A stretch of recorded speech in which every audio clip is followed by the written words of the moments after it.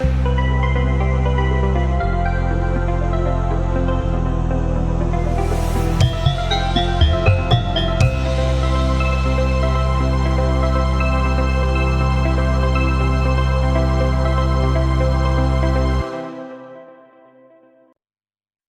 Buddhaya anak-anak, bagaimana kabar kalian? Semoga sehat selalu ya. Anak-anak, hari ini kita akan belajar hidup bersih di sekolah bersama Ibu Asril.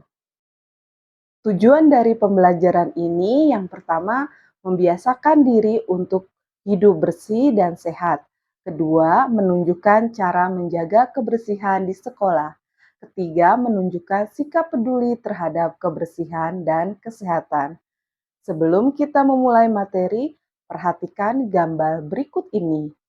Bandingkan kedua gambar ini. Bagaimana pendapatmu tentang ini? Ruang kelas mana yang nyaman untuk belajar? Kelas yang A atau kelas B? Ya, tentu saja ruang kelas yang A. Mari kita simak materi berikut ini. Dimanapun kita berada, sudah seharusnya kita menjaga kebersihan. Kita pun sering menjumpai tulisan, jagalah kebersihan dan buanglah sampah pada tempatnya. Seperti di tempat ibadah, di pasar, tempat bermain, di terminal, di kantor-kantor, bahkan di rumah sakit, dan lain-lain. Hal ini menunjukkan betapa pentingnya kebersihan dimanapun. Budaya hidup bersih harus kita terapkan kapanpun dan dimanapun kita berada, karena kebersihan merupakan pangkal dari kesehatan. Jika kita selalu menjaga kebersihan diri dan lingkungan, kita akan hidup sehat dan dapat terbebas dari penyakit. Nah, sekarang bagaimana cara kita menjaga kebersihan di sekolah? Sekolah merupakan rumah kedua kita. Disinilah tempat kita menuntut ilmu. Sudah seharusnya sekolah harus bersih karena tempat kita belajar dan berlatih. Bagaimana mungkin kita dapat belajar dengan nyaman kalau lingkungan sekolah atau ruangan kelas kita kotor? Menjaga kebersihan lingkungan sekolah bukan semata-mata tugas penjaga sekolah, melainkan tugas seluruh warga sekolah, yaitu guru, peserta didik, orang tua murid. Mari kita jaga kebersihan lingkungan sekolah agar kita dapat belajar dengan nyaman.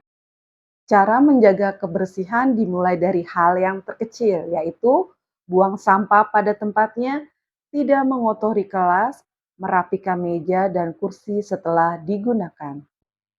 Berikut ini adalah cerita tentang Wirya cinta kebersihan. Wirya sudah terbiasa hidup bersih dan teratur di rumahnya. Hal itu selalu tercermin sikapnya dimanapun dia berada. Dimanapun Wirya berada, selalu peduli terhadap kebersihan tempat dan lingkungan sekelilingnya. Salah satu contoh sikap kepedulian Wirya adalah memungut sampah seperti botol bekas minuman, plastik pembungkus makanan, dan sampah-sampah lainnya, dan memasukkannya ke tempat sampah yang sesuai dengan jenis sampahnya. Hal tersebut dilakukan Wirya setiap saat di lingkungan sekolahnya. Sikap Wirya yang mencintai kebersihan tersebut dilihat dan dipandang oleh Johan dan kawan-kawannya sebagai perilaku yang sok dan pamrih di hadapan guru-guru. Wirya pun dijauhi dan dijuluki pemulung sampah oleh Johan dan kawan-kawannya. Melihat Wirya diperlakukan demikian, Mudita membela Wirya dan menyatakan kepada kawan-kawannya kalau sikap Wirya semestinya patut kita contoh dan kita teladani sebagai anak yang mencintai kebersihan dan keindahan lingkungan sekolah. Sebagai akibatnya, Mudita juga dibenci oleh Johan dan kawan-kawannya karena dianggap sok jadi pahlawan. Sekarang Ibu Asri bertanya, kalau kalian menjadi Wirya dan Mudita, bagaimana pendapatmu? Sikap Wirya merupakan anak yang peduli terhadap kebersihan dan keindahan lingkungan sekolah. Karena Wirya melakukan hal tersebut sudah dilakukannya sejak kecil, sehingga menimbulkan kebiasaan untuk mencintai lingkungan. Sedangkan sikap Mudita juga sudah benar dengan membela Wirya untuk peduli terhadap lingkungan, serta turut melestarikan lingkungan sekolah. Lalu bagaimana pendapatmu dengan sikap Johan dan apa yang seharusnya Johan dan kawan-kawannya lakukan?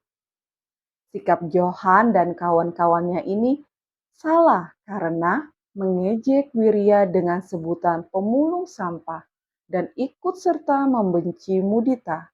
Seharusnya sikap Johan dan kawan-kawannya ini ikut turut serta dalam menjaga kebersihan sekolah. Nah, dari yang sudah kita pelajari hari ini, bagaimana sikap kalian setelah memahami hidup bersih di sekolah?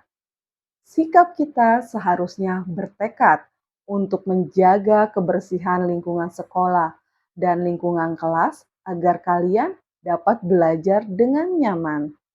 Sabda Sang Buddha, dengan latihan bertahap, sedikit demi sedikit dari waktu ke waktu, hendaklah orang bijaksana membersihkan noda-noda yang ada dalam dirinya, bagaikan seorang pandai perak membersihkan perak yang berkarat.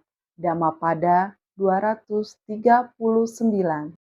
Anak-anak, Ibu ucapkan terima kasih atas perhatian kalian dan untuk menambah pengetahuan kalian dapat mengerjakan latihan soal. Sekian untuk materi hari ini. Terima kasih. Namo Buddhaya.